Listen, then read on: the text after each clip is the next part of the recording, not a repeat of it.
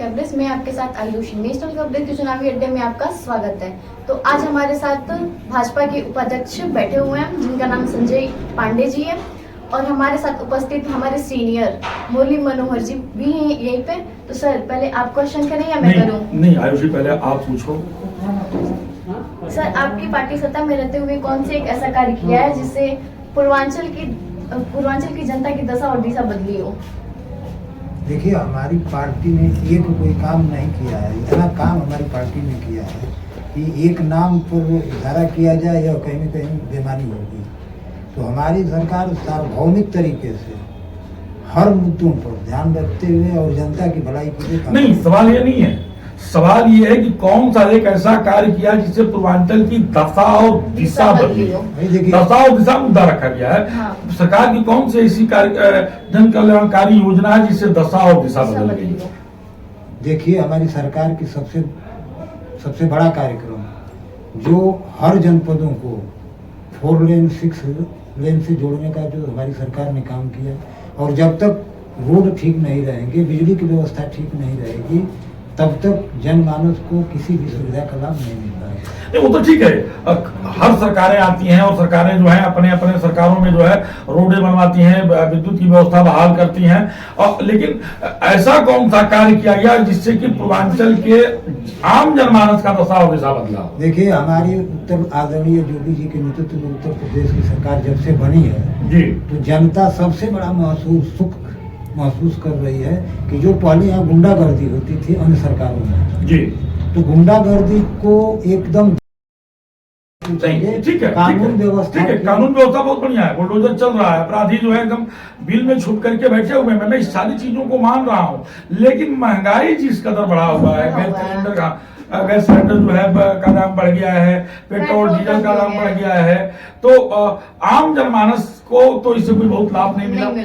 मैं मानता हूँ ये एकदम सही है कि गुंडागर्दी, अपराध घटा है, गुंडागर्दी का ये बड़े बड़े माफिया जो है जेल में चले गए हैं, या तो वो जेल में हैं या वो प्राण छोड़ करके चले गए हैं। वो सारी चीजें मैं आपकी मान रहा हूँ, लेकिन जनमानस की दशा और दिशा कैसे बदलेगी? आप लोग पेट्रोल का दाम बढ़ गया, आप लोग उसको प्रकाश डालते हैं, गैस बढ़ गया प्रकाश डालते हैं, लेकिन हम फ्री में अनाज दे रहे हैं जनता को। 80 करोड़ लोगों को फ्री में अनाज दिया जा रहा है। आज लगभग कोरोना काल से हमारी सरकार गैस सिलेंडर फ्री में दी, हमारी सरकार फ्री में अनाज दे रही है, और जो जनहित से जुड़ी योजनाएं हैं हमारी सरकार। ठीक है, आपने सही कहा है कि फ्री में हम अनाज दे रहे हैं, ये सही है, भारत सरकार की ये योजना है और फ्री में अनाज दिया जा रहा है।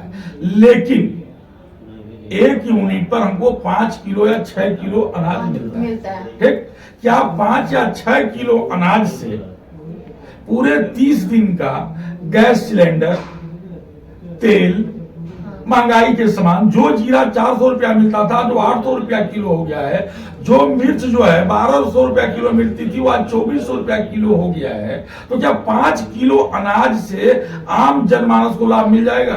देखिए, आम जनमानस सुखी है इस सरकार में, और यह महंगाई का दौर पूरे विश्व में छाया हुआ है। हमारी सरकार महंगाई पर कंट्रोल किए हुए है। सिर्फ आप यहाँ की बात करते हैं, अन्य देशों में जाकर देखिए, हमारे जितने पड़ोसी देश हैं उनके हालात को देखिए। सवाल ये खड़ा होता है कि बात भारत की होती है और उदाहरण जो है दूसरे देशों का रखा जाता है। यह बताइए कि यह लोकतंत्र है, और लोकतंत्र चाहे कोई भी देश, हर देश से कहीं कहीं कम्युनिटी जुड़ी रहती है। अगर यहाँ अभी आपदा आ जाए तो यह नहीं है कि खाली मऊ के लोग प्रभावित होंगे, उससे प्रभावित आजमगढ़ जनपद के भी लोग होंगे। हम आपकी बात मान रहे हैं। जो वैश्विक मंदी छाई हुई है पूरे विश्व पर, तो उसका प्रभाव कमोबेश हमारे ऊपर भी पड़ेगा, लेकिन हमारी सरकार उससे निकलने के लिए प्रयास कर रही है, और बहुत जल्द ही महंगाई पर कंट्रोल किया। आयुषी, और कुछ पूछना चाहती है? ये जो खिलाड़ी और स्पोर्ट्स हैं सब, इन सब के लिए सरकार ने पूर्वांचल के लिए क्या किया है? देखिए, हमारी सरकार जब से बनी है खेल के लिए बहुत प्रयास किया है, और जब से भाजपा की सरकार बनी आप देख रहे नहीं, सवाल मेडल का नहीं है, सवाल ये है कि मेडल ले आने वाले उन खिलाड़ियों के लिए स्पोर्ट के क्षेत्र में पूर्वांचल में सरकार ने क्या किया है? सरकार, ये हम लोग जानना चाहते हैं। आज तक कोई खेल पर काम नहीं हुआ। हमारी सरकार खेल पर काम की है, प्रोत्साहन दे रही है खिलाड़ियों को, और उनके हित में क्या हो सकता है सरकार इसके लिए योजना रचना बना करके काम कर रही जी। है। परिणाम आने में समय लगेगा। दूसरी बात मैं ये जानना चाहता हूँ कि जिस तरह से कर्नाटक का रिजल्ट आया, जनता ने वहां बीजेपी को एकदम नकारा। कांग्रेस वहां 135 सीटों में जीती है और भाजपा वहां और आपके जो गौड़ा जी की पार्टी जो है 22 सीटों पर चुनाव जीती। ऐसा क्या हुआ कि कर्नाटका में अचानक से जनता ने बीजेपी को एकदम नकारा? देखिए ना, बजरंग बली का नाम लिया गया, बजरंग दल का नाम लिया गया, धार्मिक उन्माद भी वहां पैदा करने का प्रयास किया गया। ये सारे जो है प्रयोगशाला में जो प्रयोग किए गए सब फेल हो गए। आखिर क्यों? देखिए, हम लोग प्रयोग नहीं करते हैं, हम लोग काम करते हैं। और कर्नाटक में मत प्रतिशत हमारा कम नहीं हुआ है। कभी कभार ऐसा हो जाया करता है कि सीटें बढ़ जाती हैं, हो जाता है। ये लेकिन सरकार चलाने के लिए तो सीटें चाहिए ना, मत पसंद मैं मान रहा हूँ कि हमारी वहाँ सरकार नहीं बन पाई, लेकिन अब ये नहीं है कि जनता ने हमको एकदम नकार दिया। जनता हमारे साथ रही, लेकिन कुछ नहीं देखिए, अगर हम बात नहीं सुनिए, संजय जी, मैं आपसे एक बात करूं। आपने कहा कि जनता ने हमको नकार दिया है। कहाँ नकार दिया है? नहीं, आपने कहा कि जनता ने मुझको नकारा नहीं है। हम पश्चिमी बंगाल की बात करें तो ममता जी वहां मुख्यमंत्री हैं। पड़ोसी आपके प्रदेश की बात हम करें तो वहां जो है हेमंत सोरेन जी मुख्यमंत्री हैं, वहां भी बीजेपी नहीं है। आपके और पड़ोसी प्रदेश की बात करें तो यहाँ जो है नीतीश कुमार जी हैं, यहाँ भी आप सहयोगी नहीं है। आप अगर हम राजस्थान की बात करें तो वहां भी आपकी सरकार नहीं है। हम दिल्ली की बात करें जो आपका गढ़ है, दिल्ली की बात करें तो वहां भी आपकी सरकार नहीं है। पंजाब भी आपकी सरकार नहीं है। आप कह रहे हैं कि जनता ने मुझे नकारा नहीं है। कर्नाटका नहीं, कर्नाटका आपके हाथ में था और इस विधानसभा के चुनाव में कर्नाटका भी आपके हाथ से निकल गया है। लगातार आपके हाथ से प्रदेश निकलते जा रहे हैं। यह लोकतंत्र है और हम लोकतंत्र में विश्वास करते हैं। जी, हमारी सुनिए जी, लोकतंत्र में सरकारें बनाना और बिगाड़ना जनता का काम है। जी। हो सकता है कि जनता हमारी बात को पूर्णतः न समझ पाई हो। जनता ने हमको वहाँ सरकार बनाने का आदेश नहीं दिया। हम इससे घबराए नहीं हैं। हम फिर जनता के बीच में हैं, लगातार बने हुए हैं। फिर जनता के 2024 बहुत सोचनीय है। जिस तरह से देखा जा रहा है, कर्नाटका हाथ से चला गया, अभी 3 आ रहा है, वहां भी ये आ रहा है कि बीजेपी वहां सत्ता में नहीं आ सकती है, नहीं आ रही है। तो 2024 बड़ा कठिन होगा। आपको क्या लगता है? नहीं, आप सिर्फ आंधी देख करके अनुमान लगा रहे हैं कि सर्वनाश हो गया। तूफान अभी आना बाकी है और हम लोग तूफान के साथ आएंगे 24 में, इस पर कोई संदेह नहीं है। यह एकदम निराधार है कि नहीं, हम सरकार नहीं, हम आयुषी और क्षेत्रीय मुद्दों पर भी बात करना चाहोगी? आपकी सरकार ने आपके दल के प्रत्याशी के शासन के ऊपर धांधली मतलब आरोप लगाया था। किसके ऊपर? नगर पालिका के चुनाव में, मैं स्पष्ट कर दूं, नगर पालिका के चुनाव में भारतीय जनता पार्टी के उम्मीदवार ने जो है शासन के ऊपर धांधली करने का और हराने का आरोप। ये सब बेबुनियाद बात है। ये मीडिया का जो प्रपंच है। हमारा कहाँ प्रत्याशी कहा है कि नहीं? यानी बचाव मीडिया के ऊपर, बचाव नहीं, अपना बचाव के लिए मीडिया को दोषी बनाया जा रहा है। हमारा प्रत्याशी स्पष्ट जो है चुनाव के दिन जय श्री राम का नारा लगता है। हाँ। यहाँ जो है आपके अजय कुमार जी ने लिख के भी दिया है। कहाँ लिख करके दिया है? रिटर्निंग ऑफिसर को, मेरे पास है, रिटर्निंग ऑफिसर को लिख के दिया है कि शासन के द्वारा मुझे हराया जा रहा है, धांधली किया जा रहा है। मीडिया में आकर के बात को कहते हैं, मीडिया ने चलाया भी और आरोप भी मीडिया के ही ऊपर लग रहा है कि मीडिया के लोगों ने प्रपंच किया है। मीडिया के लोगों के द्वारा यह फैलाया गया कि ये आरोप लगा रही है सरकार। उनको कहीं से दिक्कत रही होगी, वो बताए होंगे कि हमारे साथ ये दिक्कत हो रही है। सरकार को क्यों? नहीं तो सरकार, हमारे कैंडिडेट, भारतीय जनता पार्टी के कैंडिडेट और शासन अगर उनका सुनने को तैयार नहीं है। शासन किसी का नहीं सुनेगा। निष्पक्ष शासन ने काम किया। मुख्यमंत्री का आदेश था, कहीं गड़बड़ी नहीं होनी चाहिए, निष्पक्ष जो रिजल्ट हो आना चाहिए। सरकार और अधिकारी, यानी आप ये मान रहे हैं ना कि मऊ में जो चुनाव हुआ है, मान गया नहीं, मऊ में जो चुनाव हुआ है वो निष्पक्ष हुआ है और मतगणना भी निष्पक्ष हुआ है। अजय कुमार जी ने जो आरोप लगाया है वो निराधार है। अजय कुमार का व्यक्तिगत मामला होगा। पार्टी हमारी मान रही है कि मैं हार गया हूँ मऊ में, हमको पुनः काम करना है, हम फिर जनता के बीच में काम करेंगे। संजय जी, मैं आपसे भी जानना चाहता हूं कि एक नगर पालिका, नगर परिषद और नगर पंचायत 10, 11 में 2 जगहों पे आप लोग चुनाव जीते हैं, एक दोहरी घाट में और एक घोसी में। आप 4 जगहों पर जमानत जब्त हो। आपके प्रत्याशी को 1000 से भी कम वोट जो है 4 नगर पंचायतों में मिला है। अगर हम अदरी की बात करें तो अदरी में भारतीय जनता पार्टी को चौथे नंबर पे जाकर के संतोष करना पड़ा। वहां से निर्दलीय उम्मीदवार राजकुमार की पत्नी संगीता जायसवाल चुनाव जीत गई। 65% आबादी वहां मुस्लिम है, 35% हिंदू है। राजभर पे आप लोगों ने कार्ड भी खेला, वहां से एक राजभर प्रत्याशी को उतारा भी। उसके बाद भी अदरी में आपका प्रत्याशी चौथे नंबर पे जाता है।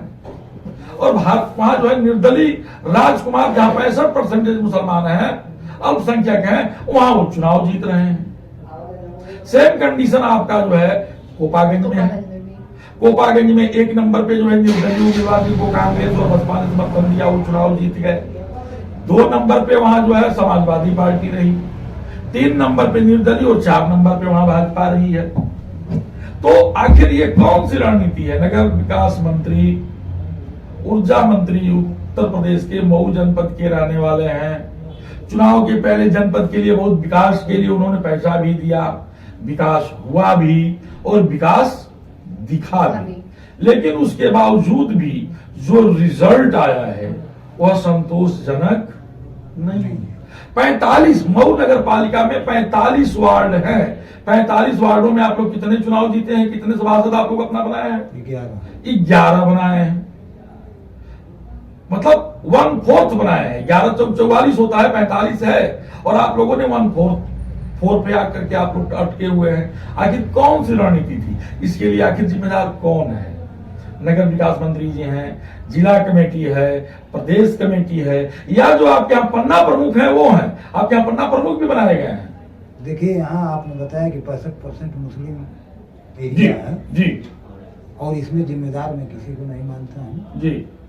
अब ये है कि हम जनता को संतुष्ट करने में या जनता हमको समझने में कहीं कहीं यानी जनता योगी जी को नहीं समझ पा रही है, मोदी जी को नहीं समझ पा रही है। वो 65% अभी नहीं समझ पा रहे हैं, कहने में हमको कोई दिक्कत नहीं। लेकिन वहाँ 65% नहीं, ये बताइए कि समाजवादी पार्टी ने वहाँ मुस्लिम को चेहरा बनाया था। हमारी बात एक मिनट सुनिए। हाँ। हमारी सरकार सबका साथ, सबका विकास और सबका विश्वास के आधार पर काम शुरू किया है और काम कर भी रही है जी। गैस सिलेंडर बटा तो हिंदू मुसलमान करके नहीं बटा जी। फ्री अनाज बट रहा है, हिंदू मुसलमान करके नहीं बट रहा है। रोड बन रहा है, ये नहीं कहा गया कि नहीं खाली इस पर हिंदू जाएगा मुसलमान नहीं जाएगा। लेकिन 65% की आबादी वाले क्यों नहीं इस बात को समझते हैं? वो उनसे सवाल करिए। वो समाजवादी पार्टी के उम्मीदवार को वोट न देकर के निर्दलीय राजकुमार जायसवाल को वोट किए हैं। वहाँ संगीता जायसवाल चुनाव जीती है। 65% वालों को सिर्फ दिक्कत भाजपा से है। साफ साफ स्पष्ट। यानी आप ये भाजपा को जो हराएगा वो बसपा हो, आप पार्टी हो, बहुजन हो, कम्युनिस्ट पार्टी हो, भाजपा को जो हराएगा ये 65% लोग वहाँ चले जाएंगे जहाँ खाली प्रदेश में या मऊ जनपद में? नहीं, मऊ में मैं देख रहा हूँ। जब से मैं होश संभाला हूँ, वोट दे रहा हूँ, राजनीति कर रहा हूँ, तब से मैं लगातार देख रहा हूँ कि इनके ऊपर काम का और सद्भाव का और सद्भावना का कोई असर नहीं पड़ने वाला है। इनको सिर्फ यह चाहिए कि भाजपा कौन है, एंटी भाजपा। तो अब यही आप कल्पना करिए कि जब एंटी भाजपा उनका सिद्धांत बन चुका है तो 65% हम हैं 45, तो फिर जीत के लिए तो फिर बहुत कठिन चीज है। लेकिन हम लोग प्रयास कर रहे हैं। लेकिन बीजेपी का जो मूल वोट है वो भी उनको नहीं मिला है। बीजेपी का एक सिद्धांत है सबका साथ सबका विकास। आज नहीं वो समझ रहे हैं, कल जरूर समझेंगे। इस विश्वास के साथ हम उनके बीच में भी काम कर रहे हैं, लगातार करते रहेंगे। आयुषी कुछ पूछना है या मैं पूछूं? आप पूछिए। अंतिम सवाल मैं ये पूछना चाहता हूँ, हमारे देश के जो रेसलर हैं, हमारे देश के जो पहलवान हैं, जो महिला पहलवान हैं, वो लगातार एक भारतीय जनता पार्टी के सांसद ब्रिजभूषण सिंह पे आरोप लगा रही हैं, उनका शोषण हुआ है। वो जो जंतर मंतर पर बैठ करके जो है धरना प्रदर्शन आंदोलन कर रहे हैं। उसके बाद भी जो है अभी न उन्हें गिरफ्तार किया गया, न उन्हें जेल भेजा गया। आप लोग कहते हैं बेटी बचाओ बेटी पढ़ाओ, और बेटियों का आरोप है, 7 बेटियों ने आरोप लगाया है जो भारत के लिए खेला है, जो भारत के लिए मेडल लाया है। आखिर ऐसा क्यों? ब्रिजभूषण सिंह सही है या उन लड़कियों की सुनवाई नहीं हो रही है? देखिए, उन खिलाड़ियों का मैं सम्मान करता हूँ, पूरा देश सम्मान करता है जी, कोई शंका नहीं है जी। लेकिन सिर्फ आरोप लगा देना ये अपराध सिद्ध हुआ नहीं जी। उसके लिए कानून है, कानून अपने हिसाब से काम कर रहा है, जांच पड़ताल होगी। और अगर ब्रिजभूषण सिंह गलत होंगे तो कानून उनको उसकी सजा देगी। जी। और आरोप लगाने से कोई अपराधी नहीं हो जाता है जब तक वो सिद्ध न हो। जी।